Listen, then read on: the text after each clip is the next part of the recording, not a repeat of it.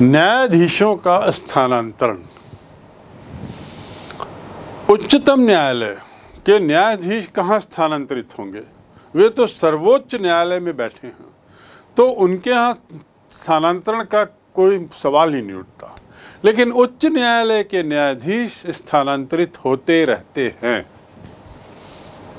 और भारत के उच्चतम न्यायालय के मुख्य न्यायाधीश से परामर्श कर नियमों के आधार पर राष्ट्रपति किसी न्यायाधीश को किसी एक उच्च न्यायालय से दूसरे उच्च न्यायालय स्थानांतरित कर सकता है और यह एक सामान्य प्रक्रिया है। एक राज्य से दूसरे राज्य, एक उच्च न्यायालय से दूसरे राज्य या उच्च न्यायालय से उच्चतम न्यायालय लाने के लिए भी स्थानांतरण होता है। कई बार एक उच्च न्यायालय से पदोन्नत होकर दूसरे उच्च न्यायालय में मुख्य न्यायाधीश के रूप में स्थानांतरण, या उच्च न्यायालय से न्यायाधीश या मुख्य न्यायाधीश को उच्चतम न्यायालय में न्यायाधीश के रूप में स्थानांतरण, पदोन्नत, ये राष्ट्रपति के अधिकार क्षेत्र में आता है और इन कारणों से स्थानांतरण होते हैं। उच्च न्यायालय के न्यायाधीश संबंधी अंतिम जानकारी, न्यायाधीशों पर प्रतिबंध। वही बिंदु जो उच्चतम न्यायालय के न्यायाधीशों पर है। रिटायर होने के बाद वकालत नहीं कर सकते, खासकर वहाँ जहाँ वह पहले न्यायाधीश रहा हो। साथ ही दूसरे राज्य के अधीनस्थ न्यायालय में भी वकालत नहीं कर सकता, लेकिन हाँ उच्चतम न्यायालय या दूसरे राज्य के उच्च न्यायालय में वकालत कर सकता है। तो इस प्रकार उसके प्रतिबंधों की जहाँ तक बात है तो वह उच्चतम न्यायालय या दूसरे राज्य के उच्च न्यायालय में वकालत कर सकता है, लेकिन जहाँ से रिटायर हुआ हो, जहाँ उसने कार्य किया हो, वहाँ वह, जहाँ न्यायाधीश के रूप में कार्य किया हो, वहाँ वह ये कार्य नहीं कर सकता। उच्च न्यायालय की शक्तियाँ एवं कार्य, अर्थात जैसा हमने उच्चतम न्यायालय के क्षेत्राधिकार को समझा, ऐसे ही अब हम उच्च न्यायालय के क्षेत्राधिकार को समझेंगे। जैसे अंग्रेजी में कहते हैं powers and functions of the high court, it's jurisdiction. Jurisdiction अर्थात क्षेत्राधिकार। सुप्रीम कोर्ट की तरह इसका भी एक प्रारंभिक क्षेत्राधिकार है, मौलिक क्षेत्राधिकार है। प्रारंभिक क्षेत्राधिकार किस मामले में? पहला, संविधान से संबंधित विवाद। संविधान के किसी अनुच्छेद को लेकर, उसकी व्याख्या को लेकर कोई विवाद हो तो वह सीधा संबंधित उच्च न्यायालय में प्रस्तुत किया जा सकता है। संविधान संबंधी व्याख्या के बाद दूसरा कार्यक्षेत्र, दूसरा क्षेत्र जहाँ पर उसे मौलिक अधिकार है, क्षेत्राधिकार, वह है मौलिक अधिकारों से संबंधित विवाद। मौलिक अधिकारों का अतिक्रमण, उससे संबंधित यदि कुछ मामला हो, कुछ अभियोग हो, तो उस संबंधित राज्य के उच्च न्यायालय में उसे पेश किया जा सकता है। उच्च न्यायालय उन्हीं 5 अभिलेखों के माध्यम से मौलिक अधिकारों की रक्षा करता है नागरिकों के, जिनका जिक्र पूर्व में किया जा चुका है। और वे 5 जो लेख हैं, उनके नाम कमोबेश वही हैं जो हमने उच्चतम न्यायालय के संबंध में और मौलिक अधिकारों की रक्षा के संबंध में पढ़ा था, अर्थात बंदी प्रत्यक्षी लेख, परमादेश, प्रतिषेध, उत्प्रेषण और अधिकार पृच्छा लेख। मौलिक दायरे में, मौलिक अधिकार क्षेत्र में वसीयत संबंधी मामले, विवाह विच्छेद संबंधी मामले, विवाह विधि संबंधी मामले, कंपनी कानून और न्यायालय की अवहेलना से संबंधित विवाद भी आते हैं। इनको आप देख लें ध्यान से। वसीयत संबंधी, विवाह प्रच्छेद संबंधी, विवाह विधि संबंधी, कंपनी कानून और न्यायालय की अवहेलना। इसके बाद अंतिम है मौलिक अधिकार क्षेत्र में चुनाव याचिकाओं से संबंधित विवाद, जो सीधा उच्च न्यायालय में जाएंगे। चुनाव याचिका से संबंधित। इसके बाद दूसरा जो उसका अधिकार क्षेत्र है, उसका शीर्षक है अपीलीय क्षेत्राधिकार।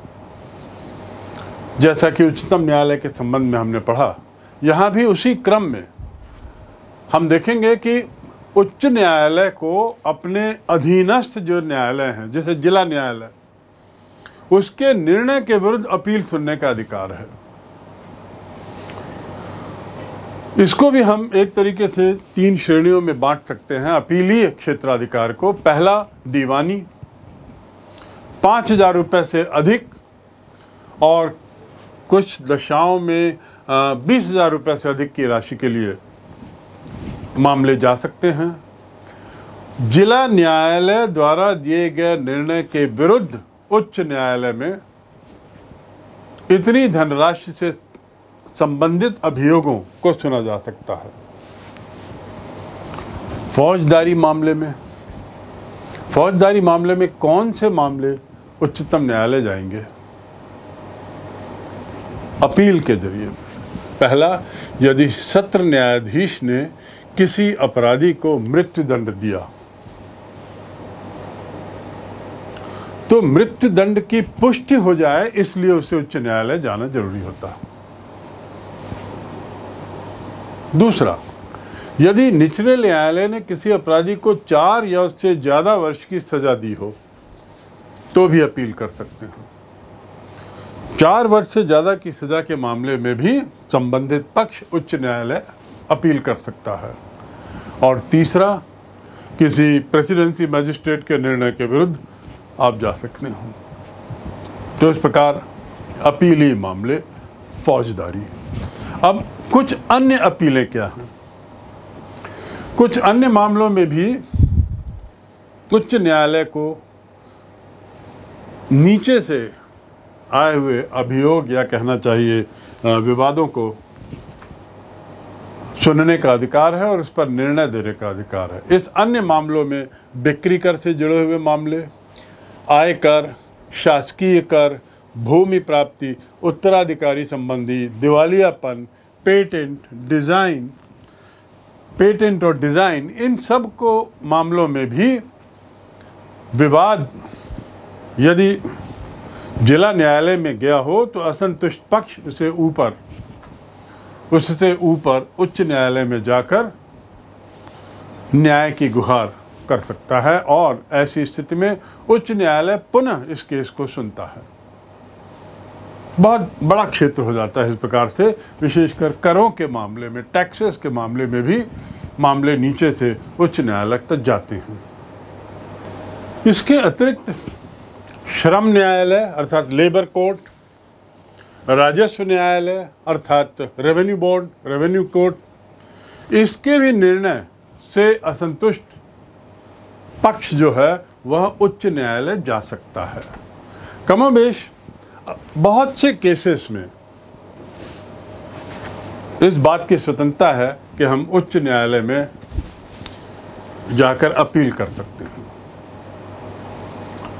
तीसरा जो क्षेत्राधिकार आता है वह है प्रशासकीय क्षेत्राधिकार। जैसे सर्वोच्च न्यायालय का प्रशासकीय क्षेत्राधिकार का जिक्र करते हुए मैंने बताया था कि बाकी सभी कोर्ट उसके अंतर्गत आते हैं, मातहत आते हैं, ऐसे ही प्रशासकीय क्षेत्राधिकार उच्च न्यायालय के मामले में उसका जो दायरा है वह उसके अधीनस्थ कोर्ट तक सीमित है। अब उसके अधीनस्थ कोर्ट में वो क्या करता है? न्यायालयों की कार्यप्रणाली, उससे संबंधित नियम बनाता है। कार्यप्रणाली से संबंधित नियम अपने राज्य के न्यायालयों की कार्यप्रणाली से। दूसरा, कोर्ट ऑफ रिकॉर्ड के लिए नियम बनाता है, किस तरीके से रखना है, उसकी कैटेलॉगिंग कैसे होगी, उसके लिए जो मैन पावर आदि है, उसके लिए जो बाकी व्यवस्था है वो किस तरह की होगी, इस पर उच्च न्यायालय का आदेश अंतिम और मान्य होगा। तीसरा, डॉक्यूमेंट की जांच करवाने के लिए मंगवा सकता है। यदि उसे कहीं पर शंका है, किसी तरह के डॉक्यूमेंट उसे चाहिए, तो वह अपने अधीनस्थ न्यायालयों से डॉक्यूमेंट मंगवा सकता है। याद रखेंगे, बारंबार यह अधीनस्थ न्यायालय शब्द यहाँ इसलिए बोला जा रहा है कि एक राज्य के उच्च न्यायालय का दायरा, कार्य का दायरा उसी राज्य के अधीनस्थ न्यायालयों तक ही सीमित है। मध्य प्रदेश उच्च न्यायालय आंध्र प्रदेश के किसी जिला न्यायालय से किसी तरह के कागज नहीं मंगवा सकता, डॉक्यूमेंट नहीं मंगवा सकता, किसी तरह का आदेश नहीं दे सकता, क्योंकि यह आंध्र प्रदेश का मामला है और आंध्र प्रदेश उसके कार्यक्षेत्र से बाहर है। इसके साथ ही जिला न्यायाधीशों की नियुक्ति करना, पदोन्नत करना, अवकाश देना, अवकाश संबंधी नियम बनाना, ये सब उच्च न्यायालय का कार्य, ये प्रशासनिक कार्यों में आते हैं। यहाँ पे न्याय वाली कोई बात नहीं है, लेकिन राज्य की न्याय व्यवस्था को सुनिश्चित सुव्यवस्थित ढंग से चलाने के लिए उच्च न्यायालय पर पूरी जिम्मेदारी है। इसके साथ ही उच्च न्यायालय किसी एक न्यायालय से दूसरे न्यायालय किसी विवाद को भेज सकता है। कई बार ऐसी स्थितियां आती हैं जब कोई एक विवाद किसी एक न्यायालय में चल रहा है, जिला न्यायालय में, और किन्हीं कारणों से उस विवाद को उस जिला न्यायालय से ट्रांसफ़र करने की ज़रूरत पड़ती है और किसी अन्य न्यायालय में भेजने की ज़रूरत पड़ती है। ऐसा करने का कार्य क्षेत्र केवल उच्च न्यायालय का है, स्थानांतरित करने का, विवादों को एक कोर्ट से दूसरे कोर्ट स्थानांतरित करने का। अब अंतिम जो इसका क्या कार्य क्षेत्र है वह अभिलेख, जिसका मैं पूर्व में जिक्र कर चुका हूँ। एक अभिलेख न्यायालय है, ये भी एक अभिलेख न्यायालय है, इसके भी अपने रिकॉर्ड हैं। राज्य में हुए संबंधित फैसले, राज्य में हुए संबंधित केस, इसके सब के रिकॉर्ड वहाँ रखे जाते हैं और उन्हें किसी भी अदालत में प्रमाण के रूप में पेश किया जा सकता है। अर्थात ये जो रिकॉर्ड्स हैं ये आधिकारिक हैं। जिन्हें ध्यान में रख के समस्त न्यायालय अपना निर्णय देते हैं, समस्त न्यायालयों के न्यायाधीश अपना निर्णय देते हैं। और इस प्रकार एक कोर्ट ऑफ रिकॉर्ड जो है वह एक बहुत महत्वपूर्ण रेफरेंस पॉइंट है। वहाँ के सारे डॉक्यूमेंट्स, वहाँ के सारे अभिलेख न्यायाधीशों के लिए एक रेफरेंस का काम करते हैं, एक तरीके से उद्धरण का काम करते हैं। इस प्रकार हमने संक्षिप्त में राज्य के उच्च न्यायालयों का ढांचा और उनका कार्यक्षेत्र और उनका महत्व भी समझ लिया। अब हम आते हैं अगले पर, और वह है जिला न्यायालय। आखिर जिला न्यायालय व्यवस्था क्या है? जिला न्यायालय की व्यवस्था कैसे कार्य करती है? Judiciary system of district level in India, judiciary system at district level in India. अधीनस्थ कार्यालय, इन्हें हम कह सकते हैं। क्या मायने अधीनस्थ कार्यालय के? Subordinate court. हर राज्य के उच्च न्यायालय के नीचे जिलों में न्यायालय हैं, जिन्हें अधीनस्थ न्यायालय या निम्न न्यायालय कहते हैं। ये जो न्यायालय हैं भारतीय संघ के लगभग हर राज्य में 3 श्रेणियों में हैं। There are 3 categories. किनकी? जिला न्यायालयों की। सबसे ऊंचे सर्वोच्च न्यायालय, एक राज्यों में एक उच्च न्यायालय, हर राज्य में एक, हर राज्य में, इस प्रकार पूरे देश में 25, और उसके बाद हर जिले में एक न्यायालय। लेकिन जिले में जो न्यायालय हैं उनकी 3 श्रेणियां। पहला जिला न्यायालय। जिला न्यायालय जो है वो दीवानी विवादों का सबसे बड़ा न्यायालय है और प्रारंभिक और अपीली दोनों अभियोगों के मुकदमे सुनता है। प्रारंभिक भी सुनता है और अपीली भी सुनता है। अब अपीली कहाँ से? जो नीचे से आती हैं, और प्रारंभिक मतलब जिला न्यायालय में जिसने पहली बार कोई सा अभियोग दाखिल हुआ हो तो प्रारंभिक कहलाएगा। लेकिन ये याद रखना जरूरी है कि जिला न्यायालय दीवानी विवादों का सबसे बड़ा न्यायालय जिले स्तर पर। दूसरा, अतिरिक्त या संयुक्त जिला न्यायालय जो जिले न्यायालय के सहायक के रूप में काम करता है। तीसरा, दीवानी न्यायालय। ये दीवानी न्यायालय जो है, दीवानी न्यायालय को 5,000 से 20,000 तक के मुकदमे सुनने का अधिकार है। देखिए, दीवानी न्यायालय अर्थात जिनका संबंध माल पैसा वगैरह से होता है, धन से होता है, प्रॉपर्टी से होता है, वे दीवानी न्यायालय। और जो अपराध संबंधी हैं, क्रिमिनल संबंधी, वे फौजदारी आते हैं। तो दीवानी न्यायालयों की जब चर्चा करें तो न्यायालयों की जो श्रेणी बनी है वह उनके कार्य क्षेत्र का विभाजन कितने रकम के केस को वे देख सकते हैं इसको लेकर हुआ है। तो दीवानी न्यायाधीश जो है वो 5,000 से 20,000 तक के मुकदमे सुनने का अधिकार रखता है। उसके नीचे मुंसिफ मैजिस्ट्रेट जो 2,000 से 5,000 रुपये तक के ऐसे मुकदमे सुनने का अधिकार रखता है। पांचवा आएगा लघुवाद या खफीफा न्यायालय। लघुवाद या खफीफा न्यायालय अर्थात 3,000 रुपये तक के मुकदमे वे सुन सकते हैं। और अंतिम श्रेणी में है न्याय पंचायत, यानी दीवानी मामलों को सुनने के लिए जो न्याय व्यवस्था है उसमें अंतिम पायदान पर है न्याय पंचायत। ये दीवानी का मामले सुनती है। कौन से? जो 500 रुपये तक के, जो 500 रुपये तक के हों उनको।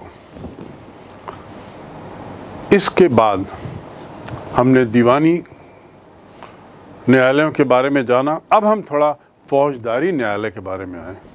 फौजदारी न्यायालय में क्या स्ट्रक्चर है, क्या ढांचा है, यानी क्रिमिनल कोर्ट्स की यदि बात करें तो क्या ढांचा है।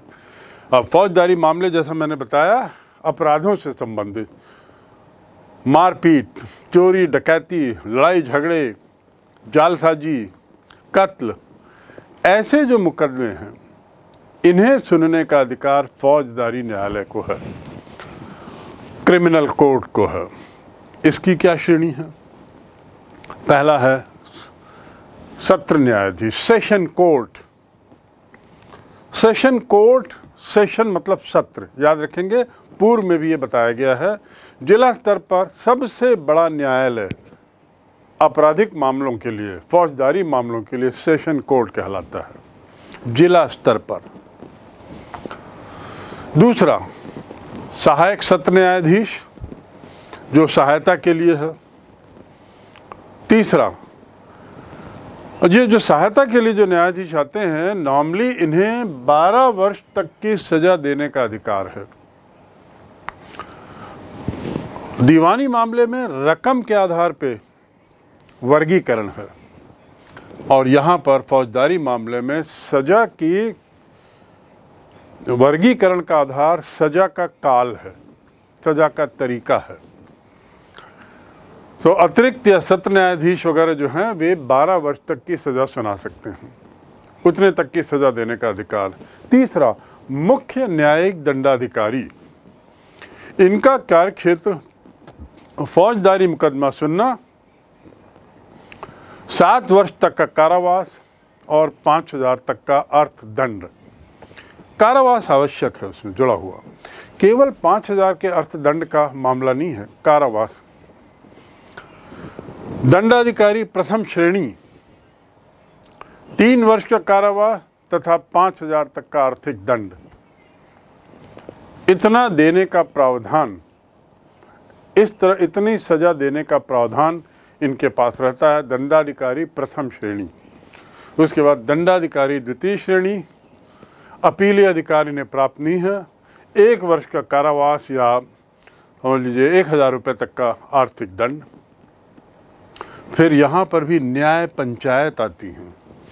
न्याय पंचायत 250 रुपये तक का अधिकार रखती हैं, 250 रुपये तक का जुर्माना लगाने का अधिकार रखती हैं। कारावास का दंड न्याय पंचायत नहीं दे सकती, सक्षम नहीं है। न्याय पंचायत कारावास की सज़ा देने के लिए सक्षम नहीं है और आर्थिक दंड की रकम भी अधिकतम 250 रुपये जुर्माना। तो इस प्रकार हमने दीवानी के बारे में समझा। जिला स्तर पर जो 3 वर्ग हैं उनमें पहला था दीवानी अदालत, उसके बाद हमने फौजदारी अदालतों का और उनका वर्गीकरण समझा। अब हम आते हैं तीसरा वर्ग जिसे हम कहते हैं राजस्व न्यायालय अर्थात रेवेन्यू कोर्ट्स। ये रेवेन्यू कोर्ट का संबंध जमीन से है, जमीन कर से है। मालगुजारी, भूमि, उत्तराधिकारी संबंधी मामले, ये सब राजस्व मामलों में जाते हैं। इनकी श्रेणियां कैसी हैं? राजस्व मामलों की श्रेणियां, पहला तो है राजस्व परिषद जिसे कहते हैं रेवेन्यू बोर्ड। हर राज्य में एक रेवेन्यू बोर्ड होता है और इस रेवेन्यू बोर्ड के जो मुखिया होते हैं, अध्यक्ष या चेयरमैन कहिए, ये सामान्यतया IAS स्तर के अधिकारी होते हैं। राजस्व मामले का सबसे बड़ा न्यायालय किसी राज्य का यदि है तो वह है रेवेन्यू बोर्ड, राजस्व मामले का सबसे बड़ा न्यायालय। इसकी अपनी 3 श्रेणियां हैं। पहला, राजस्व संबंधी मामलों की सुनवाई का सबसे बड़ा जो है वह राजस्व परिषद, जैसा मैंने बताया, रेवेन्यू बोर्ड। दूसरा, आयुक्त। मालगुजारी से संबंधित प्रत्येक राज्य को मंडलों में बांटा गया है, कमिश्नरी में बांटा गया है और प्रत्येक मंडल का जो अधिकारी होगा, मुखिया होगा, वो मंडल आयुक्त कहलाएगा, रेवेन्यू कमिश्नर। उसके बाद रेवेन्यू के ही तहत आता है जिलाधीश। आपको याद होगा मैंने पूर्व में भी इसके बारे में विस्तार से जिक्र किया था और आपको बताया था कि जिलाधीश को अंग्रेजी में कलेक्टर बोलते हैं और कलेक्टर शब्द जो आया है वो वास्तव में रेवेन्यू कलेक्टर से आया है। तो जिलाधीश का जो मूल कार्यक्षेत्र था वह रेवेन्यू कलेक्शन हुआ करता था, आज वह बदलकर पूरे जिले का मुखिया हो गया है। तो पर जिलाधीश मालगुजारी वसूल करने और शांति व्यवस्था बनाए रखने के लिए जिम्मेदार होता है। अपने क्षेत्र की मालगुजारी, अपने क्षेत्र के टैक्स, जमीनी संबंधी टैक्स की व्यवस्था। उसके नीचे आते हैं अतिरिक्त जिलाधीश, उनकी सहायता के लिए रहते हैं। उसके बाद आते हैं परगनाधीश, जो जिलाधीश के अधीन वे भी रहते हैं। फिर तहसीलदार। तहसीलदार जो है मालगुजारी वसूल करने के अलावा राजस्व संबंधी, रेवेन्यू संबंधी मामलों की प्रारंभिक सुनवाई करता है और प्रारंभिक सुनवाई करके उसके निर्णय भी देने का अधिकार तहसीलदार को है। तहसीलदार की सहायता के लिए नायब तहसीलदार होगा और नायब तहसीलदार के नीचे पटवारी या लेखापाल, जो तहसील के कार्यों में नायब तहसीलदार की सहायता करते हैं। तो इस प्रकार यदि हम एक जिले को देखें, एक राज्य को आप यदि देखें, तो एक राज्य में एक उच्च न्यायालय है और दूसरी ओर रेवेन्यू बोर्ड है जो रेवेन्यू को देखता है। जिला स्तर पर जिला न्यायालय और फिर उसके बाद नीचे आते आते न्याय पंचायत। वहीं यदि हम रेवेन्यू के मामले में देखें, यदि हम फौजदारी मामलों में भी देखें, दीवानी मामलों में भी देखें, तो दोनों में अंतिम पायदान पर न्याय पंचायत। रेवेन्यू मामले में अंतिम पायदान पर हमने जैसे देखा सबसे नीचे पटवारी या लेखापाल, जिसकी शुरुआत होती है परिषद से। राजस्व न्यायालय की बात करें तो राजस्व परिषद से जिसकी शुरुआत होती है, सबसे नीचे उस श्रेणी में, उस वर्ग में नायब तहसीलदार, पटवारी आदि आते हैं।